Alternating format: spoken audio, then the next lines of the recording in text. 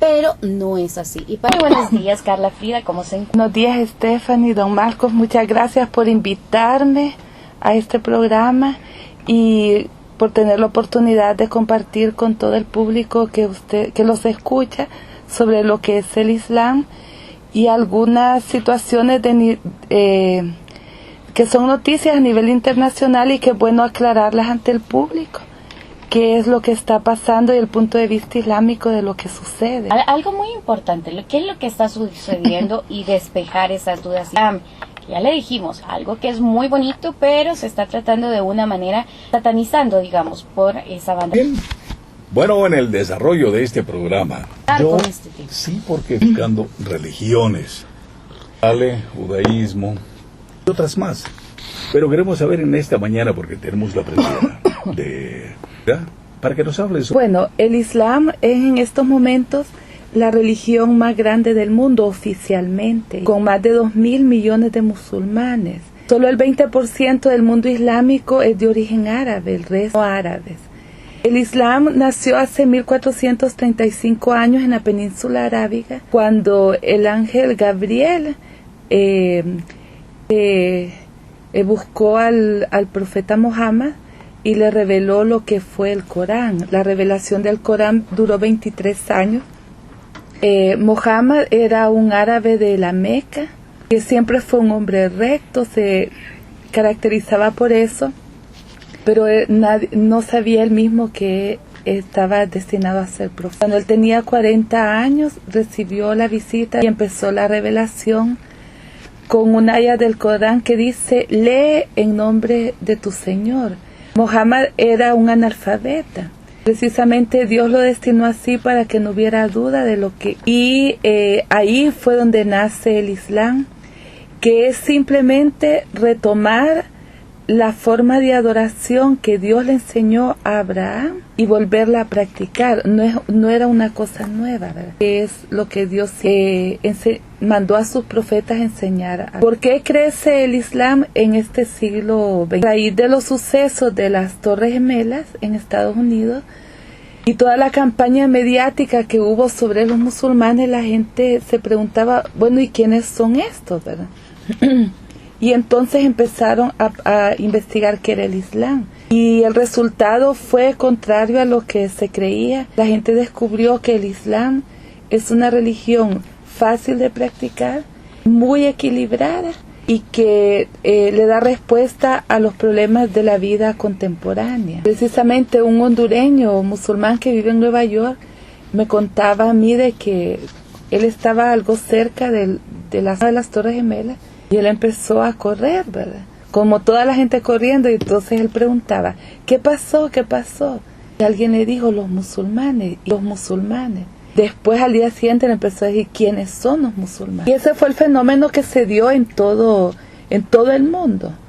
Y empezaron las conversiones así, de una manera increíble, porque pocas veces se ha visto en la historia la rapidez con que el Islam... Aquí en Honduras tenemos una comunidad islámica pequeña. Es ahorita la comunidad musulmana organizada más pequeña del mundo. Somos conformados por hondureños 100% catrachos que optamos por el Islam porque descubrimos ahí un estilo de vida que realmente se puede llevar y que nos llena. Yo comparo mi vida antes del Islam con ahora y lo que siento es como que tuve todo, como una casa que está desordenada, y el Islam me ayudó a ordenarla. Bueno, usted me conoce de muchos años, sí, claro. ¿Ha visto el cambio? Bastante, bien marcado ese cambio. Muy marcado ese cambio. Entonces, es una religión de paz, en primer lugar. La palabra Islam es una derivación, dicen algunos sabios, de la palabra salah, paz. Y el Islam es realmente todo un estilo de vida de paz. Básicamente el musulmán lo que hace es buscar lo bueno y prohibir lo malo, buscando con su relación con Dios, que nosotros a Dios le decimos Alá, que viene de la palabra islámica Ilah, que Alá quiere decir Dios único. Frida, tengo una pregunta. ¿Muhammad es el mismo Mahoma? Sí. ¿Mahoma? ¿Cómo? El profeta. El profeta Mohammed. Mohamed. Mohamed. Es que su nombre era Mohamed, pero en las cruzadas le pusieron de apodo Mahoma. Por eso nosotros defendemos el derecho que él tiene de ser llamado por su nombre que le dio su padre y su madre. Incluso en el Islam es prohibido llamar a la gente por apodos. Qué bonito.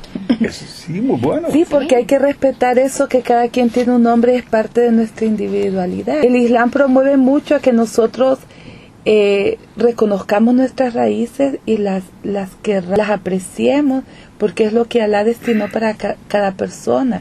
Nosotros no queremos ser árabes, queremos ser gringos, nosotros no queremos ser pakistaníes, porque Alá nos trajo como hondureños, y si Él decretó eso para nosotros, alhamdulillah, está bien. Debemos amar lo que Alá decretó para nosotros. Por eso tenemos prohibido cambiarnos el apellido. Si una persona puede crear un niño, digamos, en vez de adoptar, puede hacer lo que había antes aquí, los hijos de crianza. Sí. Que lo criaba como hijo, pero sin que perdiera de dónde viene. El apellido. ¿Quién es su mamá? ¿Quién es su papá? Pero yo lo crío. Eso es muy islámico, porque las personas deben tener siempre esa conexión con sus raíces. Y ahora vemos que los psicólogos dicen que esa conexión es lo que nos da el sentido de colectividad y de identidad. Entonces, por eso es que defendemos que al profeta se le diga su nombre. Mohamed. Bueno, Mohamed es el mismo que digo, Dios es su único y poderoso, y Mahoma es su único profeta. O Mohamed. Mohamed, su único profeta. Así es.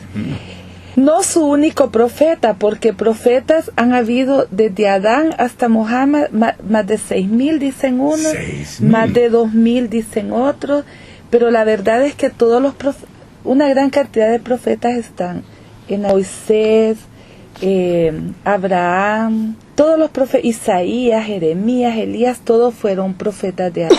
Hay profetas menores y mayores, ¿verdad? Pues nosotros lo que no distinguimos eso, sino que distinguimos profetas y mensajeros, porque el Corán nos dice que hasta la generación de Noé, la humanidad no asociaba nada a Alá, o sea, mantenían el sentido del monoteísmo puro, adorar un solo Dios, pero de Noé para acá empezó a tener otros dioses. Entonces, además de los profetas traían un mensaje, que eran alejarse de la idolatría y volver al monoteísmo. Entonces, profetas y mensajeros y solo profetas. Pero no hay como en la iglesia cantos y los dioses y... No, bueno, vírgenes sí, pero no son divinidades, o sea, Exacto. Aclarando que no son divinidades. La cosa es de que nosotros reconocemos que hay personas piadosas, hay personas religiosas, hay sabios, hay maestros, hay adelantados, ¿verdad?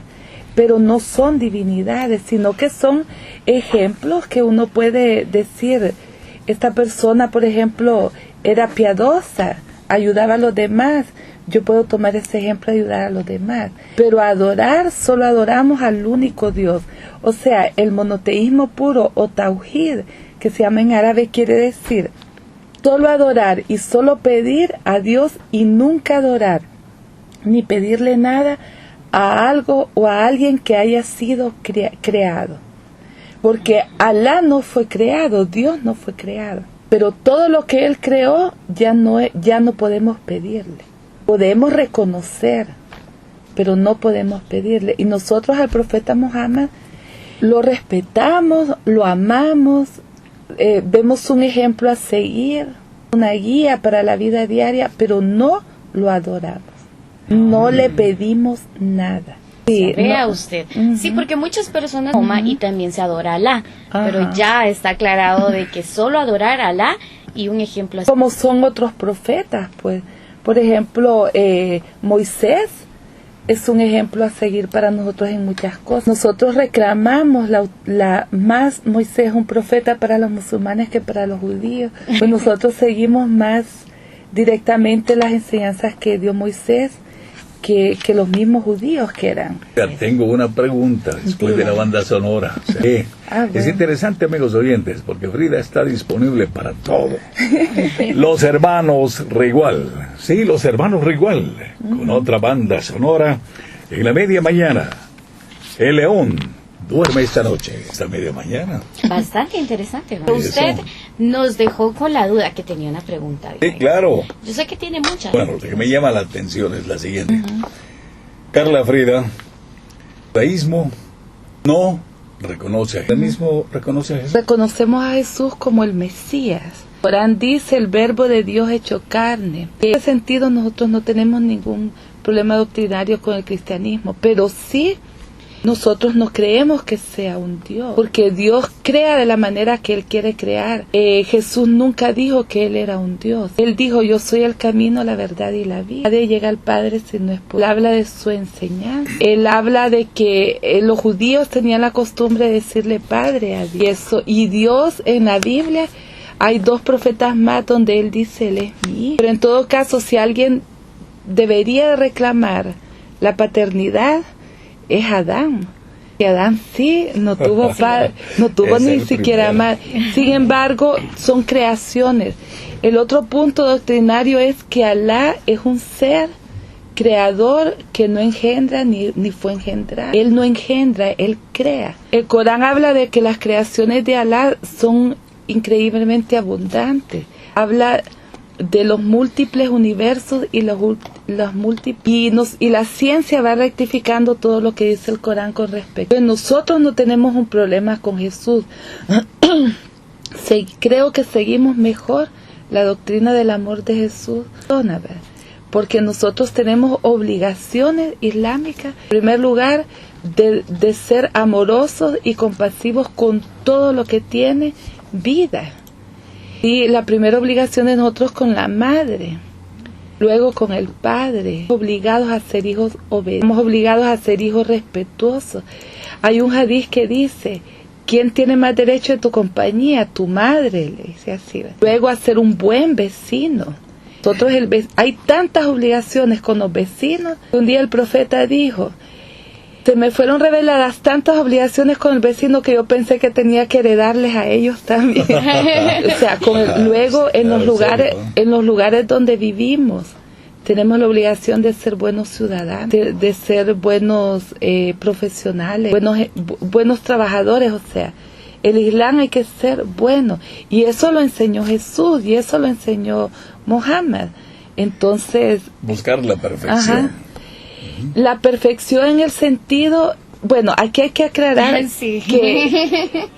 que nosotros no creemos en la santidad. Para nosotros la santidad es una cuestión inhumana. Dios no nos hizo perfectos. Corán dijo que Dios hizo una naturaleza buena y una mala en el ser humano y que siempre están en pugna. Nosotros buscamos la perfección en la adoración, porque dice el Corán, un aya del Corán, que Dios hizo a los hombres y a los genios para que lo adoraran. ¿Qué es adoración para nosotros? Son las palabras y los actos que son agradables a Alá. ¿Y cuáles son? Las cosas buenas. Tenemos actos de adoración obligatorios, y otros voluntarios, que son todas las obras buenas. Entonces la perfección en adoración. Stephanie Ever, yo creo que el auditorio llamar y partida, Carla, ¿aceptaría llamadas telefónicas? Claro que sí, claro que sí. Voy a dar 2 números telefónicos. Ajá. 2239-2957, lo 239-2957, el otro 2239-2804. 2239-2804. Esos 2 números telefónicos que pueden llamar, amigos oyentes. ¿Está muy bien? Carla Frida. Recuerde que nos puede mandar mensajes de texto al 50 más en la media mañana de ABC Radio. Una mañana entretenida y, por supuesto, animada y muy bueno. Muchas gracias por llamar. La mezquita está en la colonia Miraflores, 8 Calle Sur, bloque 20, casa 3845. Exactamente, entrando por el Jardín Chu, pasa el puente, y de Farmacity la siguiente cuadra para arriba, estilo Honduras. Sí. Donde hay una casa pintada. Enfrente de la pulpería, alhamdulillah. Juan Cerrato, yo creo que te va a dar el número telefónico. Carla Frida te dará el número telefónico. Es 98 88 5492 es el teléfono de la mezquita. Pueden llamar. Entonces, repítelo por favor. 98 88 54 92. Sí, repito. 98 88 54 92. Actualmente se están dando. El día que nos reunimos los musulmanes son los viernes. Desde las 12 del día está abierto hasta las 3:30 de la tarde. Pueden llegar desde la 1. Se da una charla siempre. Y los domingos de 2 a 4. Antes atendíamos el sábado, pero el sábado estamos atendiendo otra comunidad en La Paz. Se ha formado una comunidad islámica ahí. Entonces estamos los viernes y los domingos. Se dan charlas gratuitas sobre el Islam con el único objetivo que la gente conozca y bajar los niveles de estigma y de discriminación que hay sobre el Islam. Que las personas sepan que vemos una comunidad de musulmanes hondureños y que entiendan por qué nos vestimos a prácticas religiosas y o sea, para que no es el objetivo de hacer proselitismo, porque tenemos prohibido hacer proselitismo. Creemos que Alá ya destinó quién va a ser musulmán y quién no va a ser musulmán. Entonces el que está destinado va a llegar. Nos guste o no nos guste. Gracias. Doctora, una de las preguntas que quería hacerle, que lo discutíamos extra micrófonos, era sobre si Alá es el mismo Dios. Ahorita me acaban de preguntar que reitere el Dios que se tiene, el creador, es el mismo Alá que tienen los... Bueno, Alá decía que viene de la raíz árabe Ilá, que significa, Alá significa Dios único. Es el mismo Dios de Adán, el mismo Dios de Moisés. Y la definición de Alá, ¿quién es Alá? Es aquel a quien adora y venera toda la creación, ¿verdad? Dios que le dicen Jehová. O Yahvé. Interesante. O Yahvé le dicen los católicos, ¿verdad? Jehová dicen los evangélicos, Yahvé le dicen los católicos. Yahvé, pero es el mismo Alá, el creador, el Dios creador. Todas las culturas tienen la figura de un Dios creador. Los hindúes es Brahman. Bueno, no sé cómo le llamarán en otras, pero ese es Alá. Bueno, en Japón, Tao, el taoísmo. Y para Alá son todas las alabanzas y toda la adoración. El objetivo al final, la espiritualidad más grande que puede llegar un musulmán es realmente a no necesitar de nadie que no sea Alá, pedirle solo a Él y adorarlo solo a Él, hacer cada cosa en su vida tratando de agradar a Alá y no tratar, porque a la gente nunca la vamos a agradar. Doctora Carla Frida, ¿eres pertenece al Islam, es musulmanismo? Sí, bueno. Musulmán es el que practica el Islam. Pregunta. Bueno, la Meca es el centro donde nos dirigimos para orar. Fue el primer templo que hizo. En la Meca hay una piedra que se llama la Kaaba, que es una piedra que quedó del paraíso. Ha sido un centro de peregrinación religiosa desde la época. Luego, con el transcurso del tiempo, los árabes se alejaron de él y en algún momento que practicaron y en la Meca habían una de las cosas que hizo el profeta Muhammad cuando entró triunfalmente a la Meca fue deshacer ídolos. Porque precisamente ese fue el gran conflicto que hubo entre Muhammad y la tribu de Quraysh, que era la tribu que vivía en Meca. Esta gente vivía de la peregrinación y que vendían la comida, el hospedaje y todas las cosas que la gente le iba a ofrendar a sus ídolos. Entonces su economía dependía de la peregrinación. Ellos sintieron en Muhammad una amenaza real a su modo de vida y a su economía. Cuando Muhammad empieza la revelación, adoren un solo Dios y lo que ustedes hacen de adorar es malo a los ojos de Dios. Ellos les dicen cómo viene no lo que hemos hecho por cientos de años. Y fue tocando tanto los intereses económicos de la idolatría que empezaron a conspirar para matarlo. Como no lo podían matar, entonces los desterraron y los mandaron a un lugar cerca de Meca, y ahí le hicieron el boicot económico porque prohibían a las caravanas a que le dieran. Los musulmanes que agarraban fueron torturados, fueron matados, hasta que vino la orden de peregrinar primero a Etiopía y después a Medina. Es el primer estado islámico, es siendo una ciudad sagrada, pero en Medina nace el imperio islámico. Ahí es donde se practican todavía hoy toda la ley islámica. Y si la gente quiere saber lo que es vivir en un estado donde se practica la Sharia, tiene que ver Medina. Y eso tiene que ver con el tema de lo que dicen que se quiere que este señor, hay un grupo se llama Boko Haram, que están, dice, luchando porque se aplique la Sharia en Nigeria. Si alguien quiere saber lo que es la Sharia, tiene que ir a Arabia. Ya tenemos un hondureño que estudia en Medina, que ya hizo su peregrinación, y es testigo de lo que es la vida en una ciudad totalmente islámica, donde dice este hondureño, a mediodía, después de la oración, la gente toma siesta, todo el comercio queda abierto. Y nadie se roba la mitad de un centavo. ¿Por qué? Porque dicen, ¿cómo nos vamos a ir al infierno? Un confite. Otros dicen, ¿cómo funciona esto? O sea, la explicación sociológica sería, ¿verdad? La condena social y el miedo al castigo hace que la gente cumpla. La Sharia no es injusta, pero la Sharia no es tampoco grupos que se amparan en la religión. Más adelantito vamos a seguir el tema tan importante, ya tocando el tema social en sí, el problema, como nos ha dicho ya. Exactamente. El Sharia. De que la Sharia no es mala. Es un reglamento bien específico donde el que comete un delito tiene que pagar. Y la paga es de acuerdo al delito. El delito, pues allá sí matan a los brujos. Que no hay peor delito que ser injustos con Alá. El tener como dioses a genios, brujos, practicar brujerías. Pero matar es grave. Pero hay otras cosas que no son tan graves, y ese es el equilibrio que hay entre la ley humana y el castigo.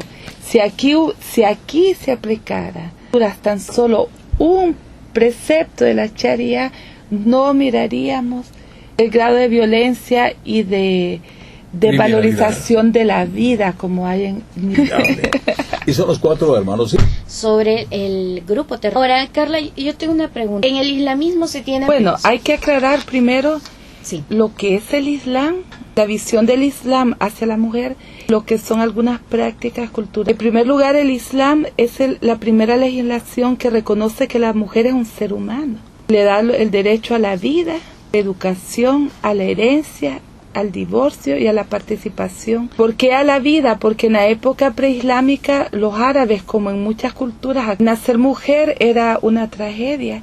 Niñas eran enterradas vivas. Fue las primeras cosas que se prohibió, el femicidio. Luego la mujer no tenía derecho a ser heredada cuando sus padres morían.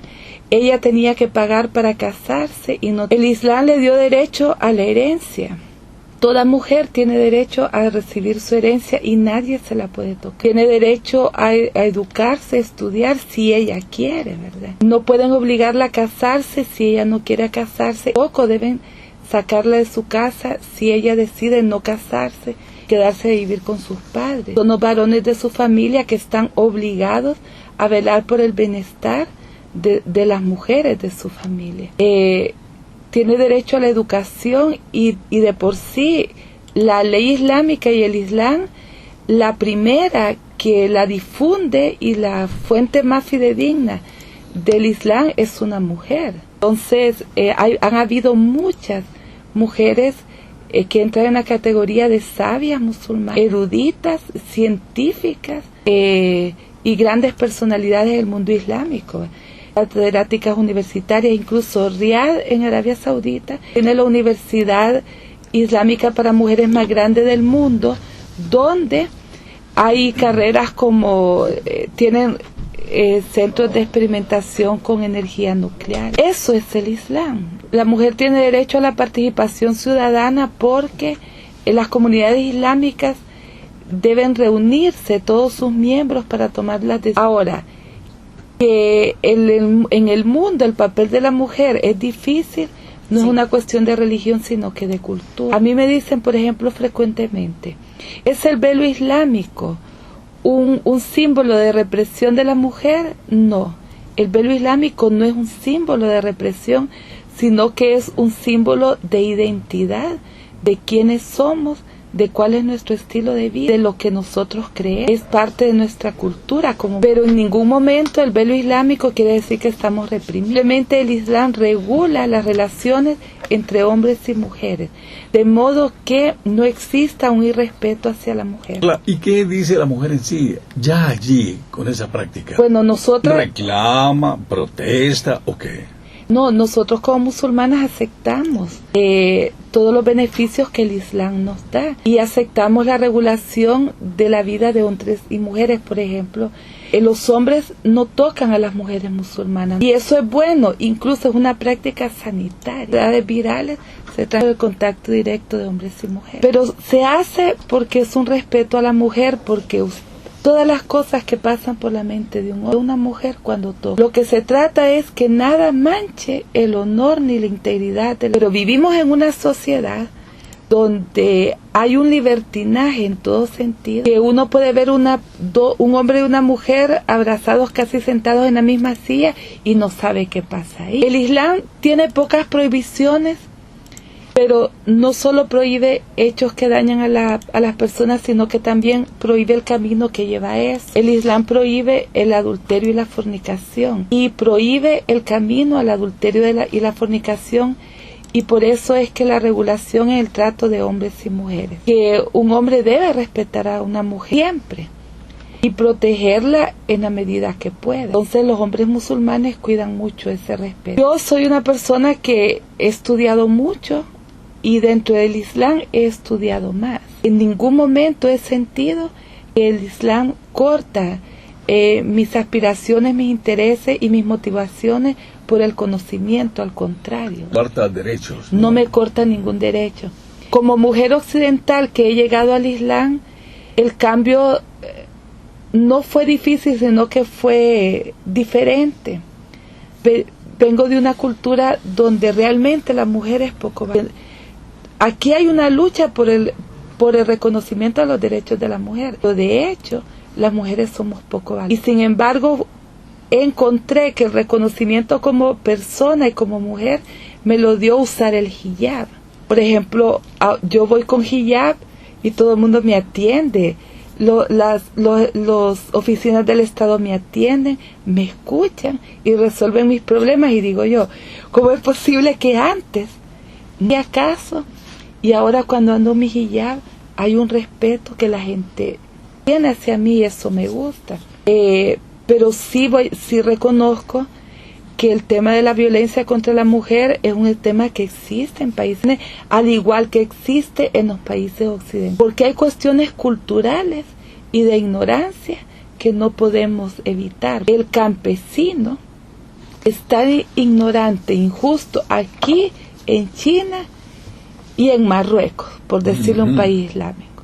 Entonces, el problema de la violencia contra la mujer y el no reconocimiento de los derechos de los humanos es un problema de ignorancia en general. En el Islam hay una preocupación real porque a través del estudio de la religión la gente encuentre el estilo de vida correcto para convivir en paz. Pero sí hay, por ejemplo, algunos casos que se dan que son iguales a los que se dan aquí. Lo que pasa es que aquí quedan impunes y en esos países no quedan impunes. La enorme diferencia. Sí, por ejemplo, existe el malentendido de que el hombre musulmán tiene derecho a pegarle a la mujer. Eso no es cierto. El hombre musulmán tiene una responsabilidad que es la dirección de su hogar. Todos los hombres y mujeres que están solos. Entonces, él dice la última palabra en las cosas, que no quiere decir que sea la única palabra. Porque en la casa mandamos las mujeres siempre, ¿verdad? La casa, dice el Corán, es el reino de la mujer. Porque me queda viendo, Manuel. No, sucede? no. Pero digamos que si en una casa un hombre tiene una esposa que no quiere atender las recomendaciones que su esposo le da, el Islam ya le da el mecanismo para traer a esta mujer al orden. Porque un matrimonio tiene que tener orden. Tenemos matrimonios desordenados. Yo me asombro cuando oigo personas hablar que dicen, Yo me voy el sábado, dice la mujer, a bailar con mis amigas, y el hombre sale el sábado. ¿Con quién están los niños? Mi pregunta. Eso ya no es un matrimonio.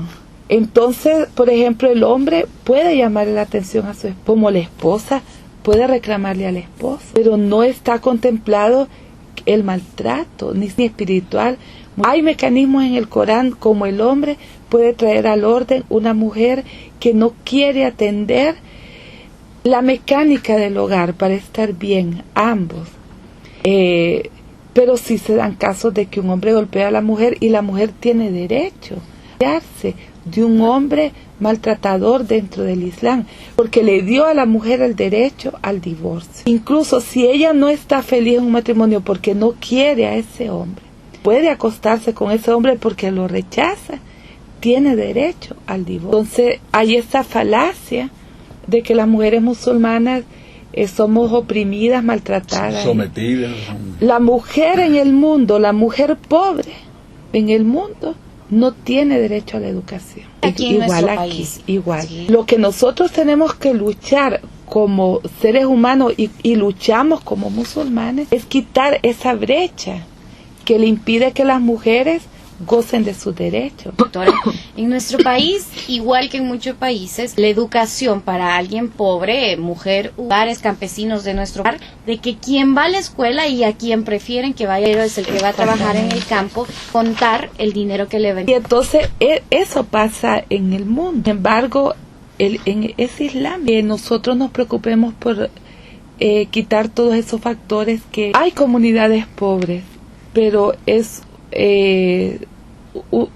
un fenómeno de lo que es la globalización. El mundo islámico no tenía problemas hasta que fue descubierto el petróleo. Y esa es otra de las cosas que tenemos que tener claro. Antes de lo del petróleo, las comunidades islámicas vivían tranquilamente, se practicaba el Islam y había escuelas especiales para hombres y para mujeres donde se enseñaba educación básica, todo que eran las madrazas. Con el fenómeno del petróleo y la intervención de las potencias en los países, después se fue extendiendo a otros países que tienen, ellos incidieron directamente en lo que era la cultura islámica y el punto de vista islámico, sobre todo cuando los primeros países petroleros decidieron nacionalizar la industria petrolera, se dieron cuenta que había un tesoro y que lo estaban, que es común de los imperios, es socavar las bases de una sociedad, socavando sus valores y entonces empezaron a occidentalizar algunos bienes, la corrupción y la pobreza, porque se ha perdido en el mundo el valor, la solidaridad, la de buscar el bien común. Sin embargo, el país islámico más corrupto del mundo es 1000 veces mejor que un país occidental como vivimos, porque sea como sea la fuerza de una religión que obliga a su gente a no dañar a los demás, hace una incidencia grande en lo que es el estilo de vida. Por ejemplo, nosotros tenemos obligación islámica de dar zakat, es un diezmo que damos una vez al año y se le da directamente a una persona pobre. Nadie tiene que saber qué doy, cuánto doy. Entonces el zakat solo está entre Alá y uno. Pero el zakat la gente lo paga. Eso mantiene un equilibrio en las economías y la gente pobre. Estamos no obligados, pero sí. De hecho, es una obligación moral. El zakat es una obligación religiosa, pero hay una obligación moral que es el sadaka, que es la caridad. Y incluso es de una manera que nosotros estamos convencidos que si yo doy material, Alá me va a reponer material. Si doy espiritual, Alá me va a reponer. Entonces el musulmán se pelea por dar esa caridad al pobre, al necesitado. Una bolsa de comida, una canasta básica, ayudar para que alguien compre uniformes para sus hijos. Entonces, eso hace que el mundo islámico no vea ciertas cosas terribles. Le digo, el país islámico más corrupto es mejor. Interesante, Manuel. Decir que los islámicos no son personas que van a ser islámicos.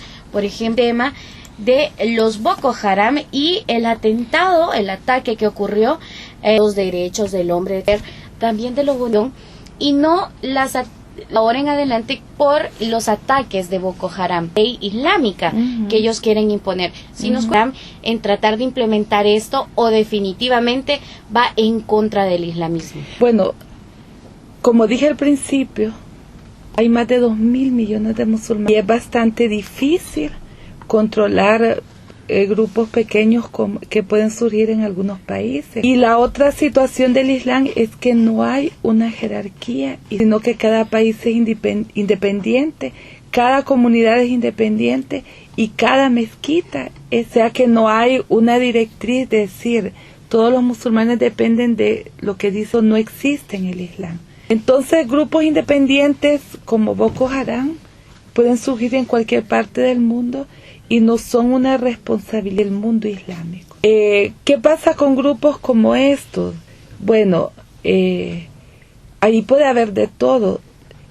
El mundo islámico se ha pronunciado enérgicamente contra lo que está sucediendo en Nigeria. Se pronunciaron las federaciones musulmanas de Estados Unidos, en Europa varias organizaciones musulmanas, en el mismo Medio Oriente, ¿verdad? Pero a esto se le ha dado bastante notoriedad precisamente porque el mundo islámico es notorio donde sea. Porque, voy a decir y vuelvo a enfatizar, lo que hace el grupo Boko Haram es totalmente anti-islámico.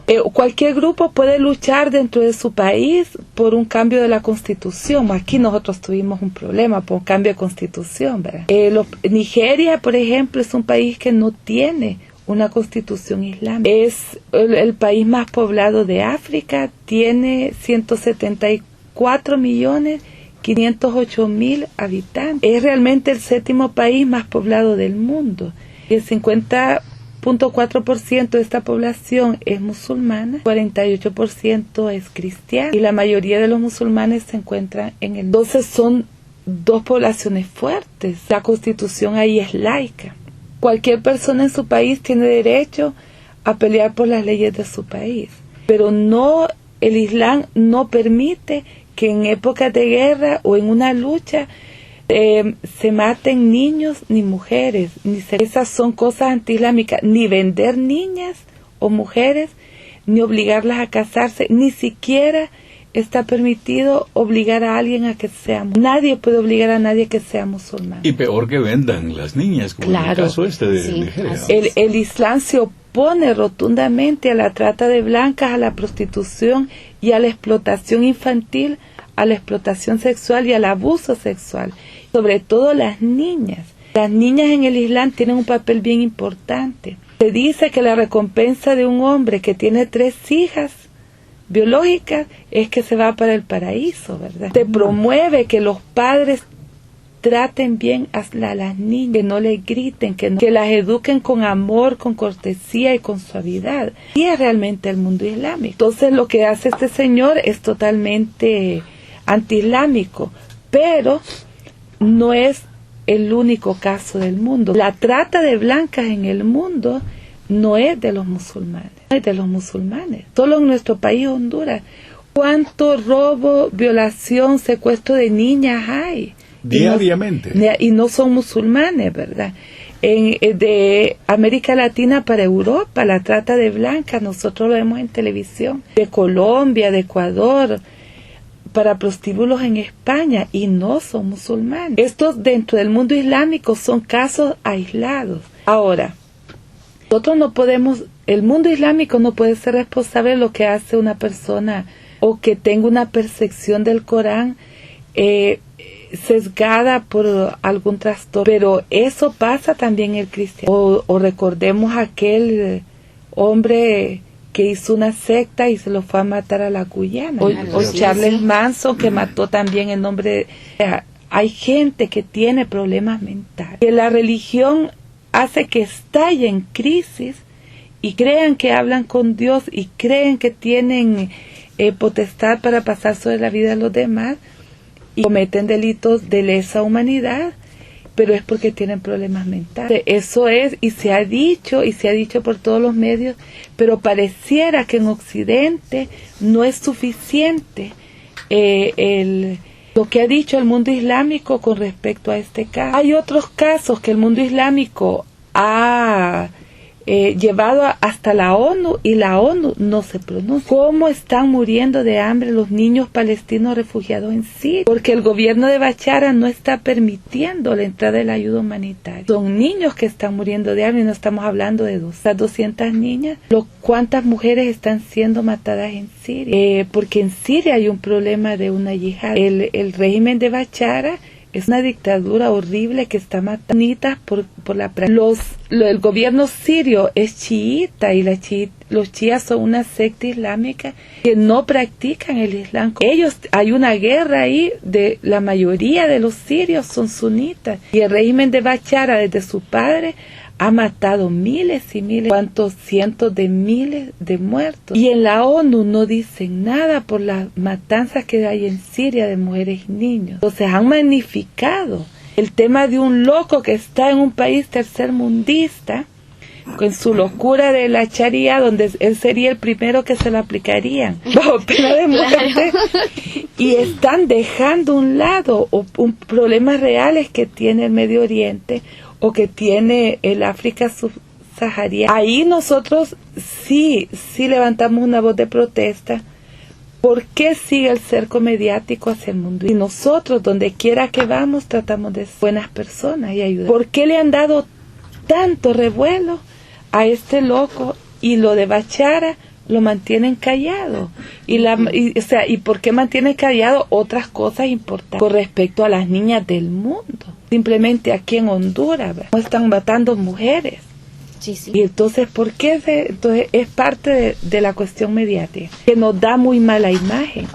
Pero ahí es donde yo agradezco la oportunidad de poder aclarar aquí que eso no es islámico. Todos los musulmanes condenamos lo que están haciéndole a las niñas que hay ahí, y que no nos metemos en el problema que tienen los nigerianos, que lo resuelva su presidente, y que sea efectivo y eficiente en sus problemas internos, ¿verdad? Claro. Pero que procuren no manchar los 2.000 millones de musulmanes, que no somos delincuentes. Doctora Carla Frida, ¿puede recordar la dirección en donde Alá quiere de que usted sea islámico? Entonces confiamos en eso.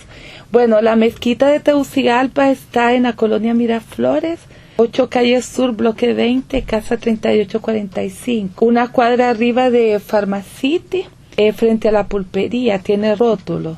El teléfono es 98885492. El correo es islaменhonduras@yahoo.com. Y la página de Facebook es Mezquita Tegucigalpa. Estamos abiertos los viernes de 12 a 3 y media de la tarde, y los domingos de 2 a 4. ¿En viernes o los domingos? Cualquier persona puede ir a recibir las charlas sobre Islam, que son gratuitas y sin compromiso. Y el teléfono 98 88 54 92. Repito, 98 88 54 92.